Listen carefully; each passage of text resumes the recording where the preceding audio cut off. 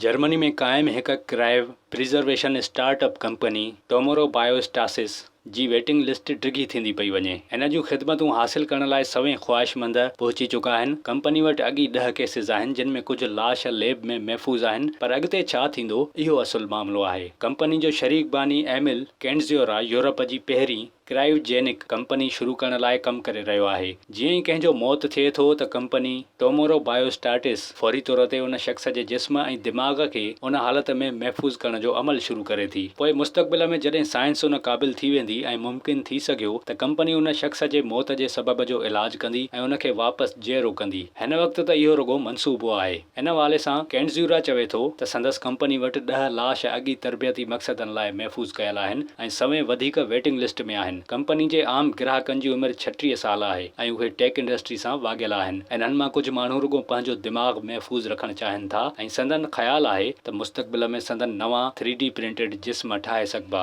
लाशनि खे European बायोस्टाटिस foundation में डिघे मुदे ताईं ज़ख़ीरो करण लाइ स्विट्ज़रलैंड जे शहर रिफिस ञो वेंदो आहे। इन अमल खे क़ानूनी बणाइण लाइ टेक्निकी तौर ते इन खे साइंसी ख़िदमतुनि लाइ जिस्म जो अतियो सम्झो वञे थो। इन्हनि लाशनि खे 196 डिग्री सेंटीग्रेड ताईं थधो कयो वञे थो ऐं हिकु इंसुलेटेड टैंक में रखियो वञे थो जंहिंमें पाणियाठ में नाइट्रोजन भरियल हूंदी आहे। यानी माण्हू इन जो इंतज़ारु कनि था त कॾहिं साइंस एॾी तरक़ी करे जो मौत खे मोटाए सघिजे। पर हिकु ॿियो मसइलो बि आहे त कंहिंखे बि इहा ख़बर न आहे त मुअल क्राइव प्रिज़रोड इंसान खे हक़ीक़त में जेरो कीअं कयो वेंदो।